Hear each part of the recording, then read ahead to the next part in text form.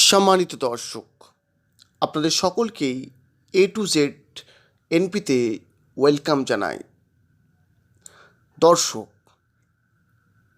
একদিকে দীপক অধিকারী অর্থাৎ তৃণমূল সাংসদ অভিনেতা দেবকে ইডি একটি মামলায় তলব করলো, গরু পাচার মামলায় ইডি তলব করলো। এর আগেও কিন্তু করা হয়েছে। আর ঠিক এই সময়েতেই তৃণমূল কংগ্রেসের আর একজন অভিনেত্রী সাংসদ মিমি চক্রবর্তী, যিনি যাদবপুরের থেকে সাংসদ নির্বাচিত হয়েছেন, তিনি কিন্তু ইস্তফা দিয়ে দিলেন। এর নেপথ্যে কারণটা কি? এর নেপথ্যে আসল কারণটা কি? রাজনৈতিক মহল কেউ কেউ মনে করছেন যে হয়তো চারিদিক থেকে যেই ধরনের আক্রমণ আসছে তৃণমূল কংগ্রেসের নেতা নেতৃত্বের দিক থেকে, মানে নেতা নেত্রীদের দিকে, যে চোর চোর এই যে শব্দগুলো শুনতে হচ্ছে, সেগুলো তার নাপাসান, তার কেরিয়ারে ক্ষতি হচ্ছে, সেই জন্য ছাড়তে চাইছেন। বা কেউ কেউ এটা ভাবছেন যে হয়তো নিজের দরটা আর একটু বাড়াতে চাইছেন। যেমন আমরা দেখেছিলাম দীপক অধিকারী দেবও কিন্তু প্রথমে বললেন যে আমি রাজনীতিতে থাকতেই চাই না, এবং বেশ কিছু সরকারি পদ থেকে তিনি ইস্তফা দিয়ে দিলেন।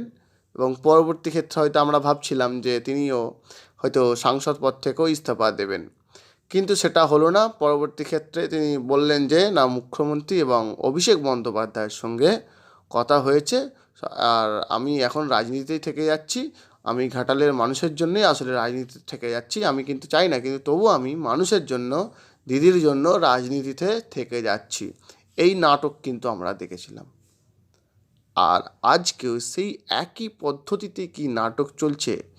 2-4 দিন আগে কিছু পদ থেকে ইস্তফা দিয়ে দেওয়া, এবং আজকে মুখ্যমন্ত্রীকে ইস্তফা পত্র পাঠিয়ে দেওয়া। সাংসদ পদে তিনি আর থাকতে চান না।